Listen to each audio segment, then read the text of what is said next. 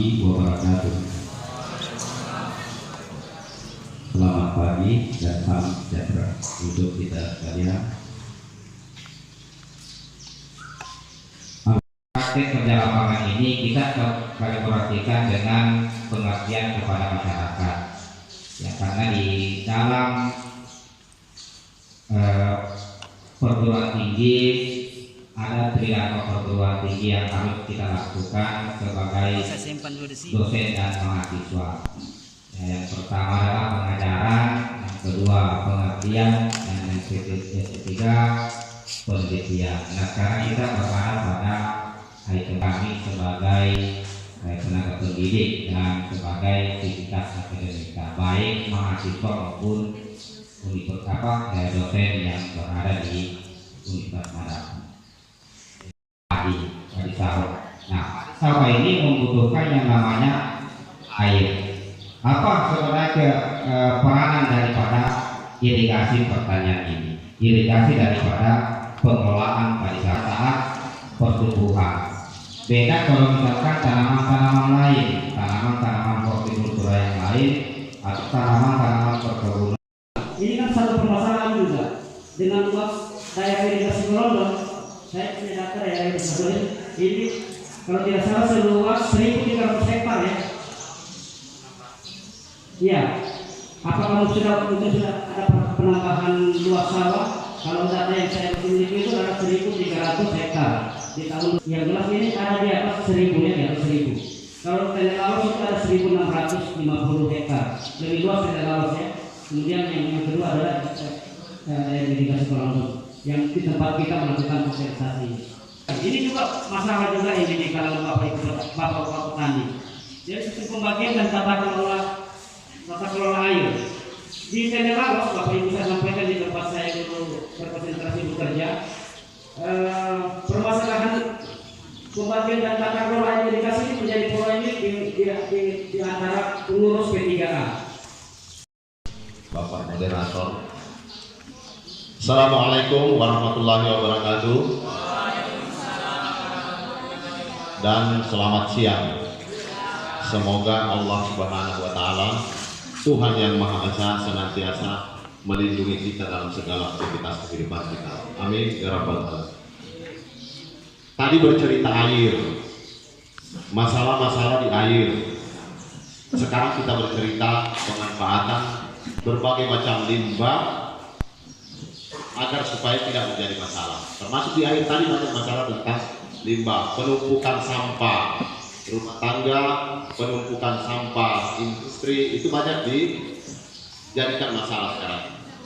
Oke, pada kesempatan ini saya Ayatuddin, dosen di Fakultas Pertanian sekaligus merangkap sekretaris LPPN. Jadi saya sampaikan lagi adik-adik saya yang mau KKN, insya Allah kita tanggal 15 pelepasan, tanggal 5 kita pembekalan. Karena ada 3 kampus yang menyatu, makanya nanti KKN-nya ramai. Kita terjun ke desa. Itu yang perlu disampaikan. Saya berdiri karena sebenarnya saya mau duduk, tapi teman saya berdiri semua. Perempuan juga berdiri, padahal yang harus berdiri itu laki-laki. Kalau dia tidak berdiri berarti dia bukan laki-laki. Ya. Oke, operator. Oke, pupuk organik. Nah, ini yang sering menjadi pertanyaan bagi kita. Orang rata-rata sekarang ini senang menggunakan pupuk non organik, pupuk yang dikelola atau yang dibuat oleh pabrik. Misalnya TSP, urea, KCL, Ponska, ZA, itu yang sering digunakan. Padahal ada pupuk yang sebenarnya ramah lingkungan, terus tidak menjadi beban bagi kita, tidak ada residu di alam, di air, di darat maupun di udara, tapi yang ada adalah sifat menggemburkan tanahnya. Itu yang berkembang di masyarakat. Kemudian pupuk organik merupakan pupuk yang sebagian besar atau semuanya ya, semua bahannya itu berasal dari tumbuhan dan hewan yang telah terdekomposisi, diolah oleh mikroorganisme dalam tanah dan berfungsi untuk menambah unsur hara tanah. Bahan tersebut mudah dapat dan lebih ekonomis secara lingkungan. Contohnya, kalau kita belah buah kakao, itu kan buahnya, kulitnya dibuang. Itu bagus untuk dijadikan pupuk. Kalau kita panen jagung, kulitnya dibuang, tongkolnya dibuang, itu bagus dijadikan pupuk. Kalau kita membabat lapangan di depan ini pakai mesin pangkas, itu dibakar, itu harusnya dijadikan pupuk. Kalau kita panen padi yang sering jadi masalah di lahan kita, di sawah kita, itu dibakar yang punya jerami. Padahal anjurannya sebagai negara yang berkembang, insya Allah menjadi negara maju, itu harusnya bukan dibakar, tapi dikelola menjadi pupuk vokasi, pupuk kompos, atau pupuk alami lainnya. Dan tidak menjadi masalah, karena kenapa? Semua kalau dibakar, organisme dalam tanah banyak yang ikut mati, karena tingkat suhu dalam tanah sangat tinggi. Ini kalau yang terjadi di masyarakat kita dia bakar. Next, selanjutnya, ya ini macam-macam pupuk organik. Ada pupuk hijau. Dari mana sumbernya pupuk hijau?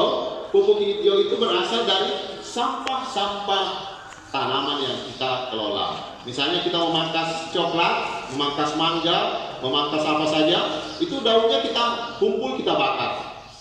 Itu tidak dianjurkan dalam ilmu pertanian. Yang dianjurkan kumpul, kemudian cincang, nanti dibikin vokasi atau dibikin pupuk kandang atau pupuk hijau. Atau sekalian kalau mau lebih hemat, bikinkan lubang, masukkan ke dalam tanah, timbun, biarkan dia jadi bahan makanan organisme dalam tanah yang kemudian menghasilkan unsur hara.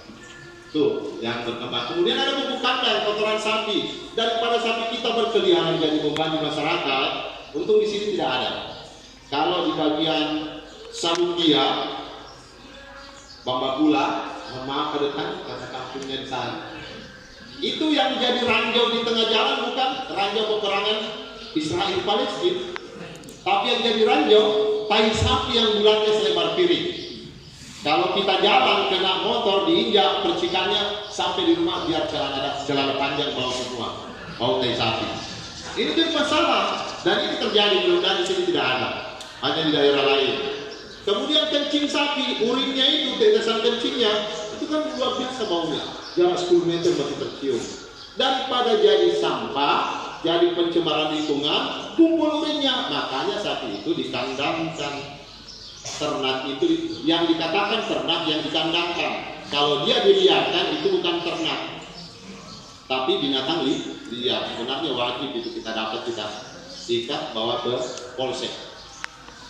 Untung di sini tidak ada aturan perdesnya. Kalau di Mamuju ada. Nah itu tinggal diikuti. Dan nanti perdes itu harus disepakati bersama, dilaksanakan. Nah, inilah kita masyarakat bandelnya di situ, kekurangan kita. Pupuk kompos dan vokasi, pelapukan dari bahan organik yang melalui proses biologi dan organisme pengurai dalam tanah, misalnya bakteri, jamur dan cacing tanah, itu berfungsi untuk melapukan, mengurai semua bahan-bahan yang masuk ke dalam tanah. Termasuk yang kita buang, termasuk ranjau-ranjau di tepi pantai. Mudah-mudahan di sini tidak ada ranjau di tepi pantai. Kalau di tempat lain, pantai-pantai itu asal ada tumbukan tanah sedikit pasir, jangan coba-coba lewat situ. Tapeleset nyaman. Tapelesetnya kita bukan dengan yang harum-harum, langsung bubur-bubur yang ada di bawahnya. Jadi hati-hati jalan di pantai. Ya, perlu atur langkah, rapikan langkah. Tak salah injak, ranjau meledak. Ya, pantai next, bakar. Oke, ini yang ditemukan. Jadi masuk semua sampah-sampah hijauan, tanaman, tumbuhan masuk ke dalam tanah. Semua yang dikeluarkan oleh binatang, termasuk manusia, masuk ke dalam tanah. Untuk apa di dalam tanah? Diurai oleh mikroorganisme menjadi unsur hara. Unsur hara itu bisa tersimpan dalam tanah, bisa bersumber dari pupuk alami yang kita buang. Ya, next. Ini vokasi ya, ini teorinya. Next, lanjut saja, ini teorinya. Nah, vokasi ini ada yang khusus digunakan. Yang itu EM4, ini ada Pak Prodi sudah siap kan?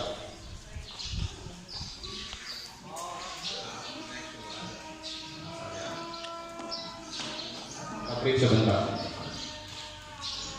Pada hasil penelitian 5. Bakteri apa semua itu? Bakteri itu pertama ragi, jadi ragi yang pertama itu mengandung bakteri ini yang ada dalam larutan ini. Larutannya berwarna coklat pekat ya. Kemudian ada bakteri asam laktat. Kemudian ada bakteri Actomyces. Ini ya yang sering ada di dalam kehidupan kita, bakteri ini. Jadi bakteri inilah yang berfungsi mengurai semua zat-zat yang kita masukkan atau bahan-bahan yang kita masukkan dalam pembuatan pupuk kandang atau pupuk bokasi atau pupuk kompos yang akan kita gunakan. Oke, next Pak, silakan. Kita masuk lagi cara membuatnya.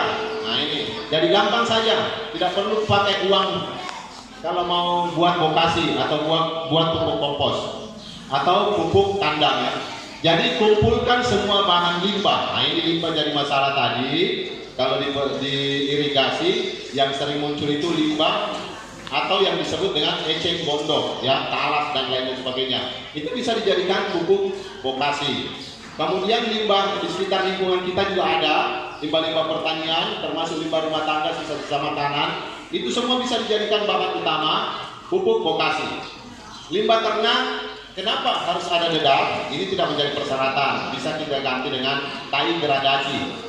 Jadi tai gradasi yang kita gunakan itu atau sekam bisa kita pakai ya, karena ini untuk memacu daya makan dari mikroorganisme yang ada dalam EM4. Kemudian hasil pembakaran sekam padi bisa kita gunakan, daripada numpuk di belakang pabrik itu hasil pembakaran, numpuk di sawah itu bisa kita gunakan untuk jadi bahan pupuk kompos atau pupuk bokasi. Kemudian kenapa ada gula pasir? Gula pasir itu sebagai sumber energi, sumber makannya mikroorganisme yang ada di dalam EM4 ini atau bakteri yang ada dalam EM4 ini. Ini ibu-ibu bisa bikin, adik-adik bisa bikin, siapa saja bisa bikin. Wadahnya gampang, bisa ember, bisa bak, bisa tom, itu bisa semua digunakan ya. Kemudian larutan yang 4 sendiri. Next lagi. Jadi sudah kita masuk semua bahan yang sudah dikumpulkan tadi berupa sampah itu kita cincang.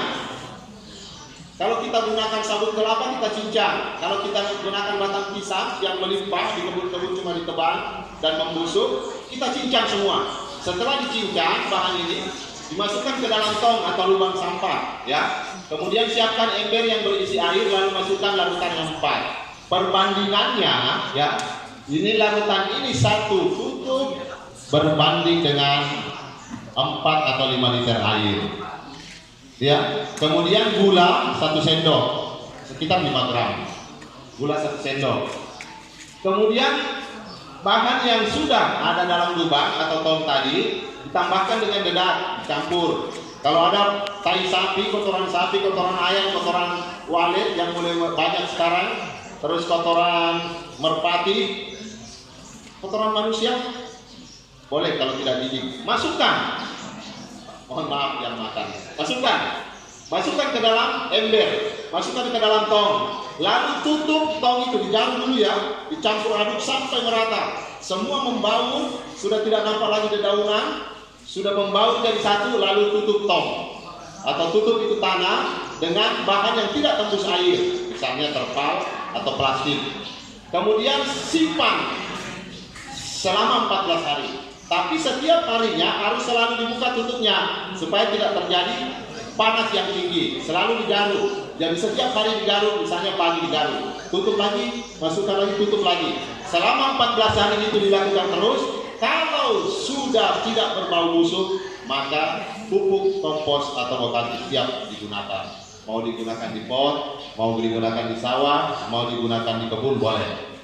Selanjutnya, kemudian kita masuk cara membuat tataknya lagi. Ya, sudah ya, oke. Itu tadi yang padatnya. Kalau dia sudah jadi berubah menjadi padatan. Ini yang cara budidaya padi, bagaimana caranya budidaya palawija, budidaya tanaman-tanaman buah. Sekarang kita yang membeli barang dari mereka. Jadi dulu kita guru, sekarang kita murid dan pengguna. BRI dan lainnya. Ini yang bikin maju. Terus petani membuat kreasi, itu dibuatkan hak cipta. Itu di Vietnam. Negara yang sudah tertinggal dulu, sekarang majunya luar biasa. Yang kita impor beras dari sana. Jadi kalau saya petani, itu di Vietnam, kita bisa meniru ke sana sebagai bahan pemikiran, komparasinya ke sana. Jadi saya membuat misalnya pupuk vokasi atau pupuk apa saja namanya, itu saya produksi dalam skala besar, itu langsung diambil oleh koperasi. Koperasi memasarkan keluar, jadi tidak ada kata-kata tidak berpenghasilan uang. Diambil, dijual, hasilnya dikasih ke petani.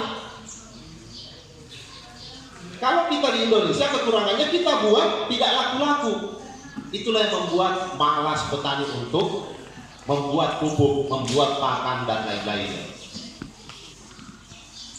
Di samping itu petani kita maunya yang praktis, instan. Padahal kalau petani tahu penggunaan pupuk buatan itu akan membuat tanah menjadi kurus, saya yakin petani tidak akan mau untuk menggunakannya. Karena petani tidak tahu, jadi itu yang dia kejar. Padahal 3-4 tahun ke depan tanah kita menjadi kurus. Makanya tugasnya orang-orang terdidik, orang-orang pertanian, baik instansi pemerintah maupun swasta, itu memberikan pengetahuan dan kecerdasan kepada petani. Ini yang kita tidak lakukan sehingga minat petani untuk membuat itu tidak ada. Seandainya ini kita lakukan, pemerintah daerah kita, pemerintah kabupaten kita, sampai ke kecamatan mendukung itu, saya yakin petani akan maju. Makanya di Indonesia gengsi orang bertani karena diidentikan atau disamakan dengan orang tertinggal, orang terbelakang, orang termarginal, orang tradisional. Padahal di negara-negara lain petani menjadi ukuran pertama. Krisis 98 Jepang tidak pernah meminta bantuan KMF, tapi dia dorong petaninya untuk berkarya. Malaysia juga begitu. Indonesia sampai sekarang meminta bantuan. Nah, siapa punya tugas ini? Kita semua lah sebagai pionir-pionir di bidang pendidikan untuk melakukan sosialisasi kepada masyarakat. Saya tidak salahkan masyarakat, tapi kita punya tugas untuk itu, mencerdaskan masyarakat. Terima kasih, Pak Moderator.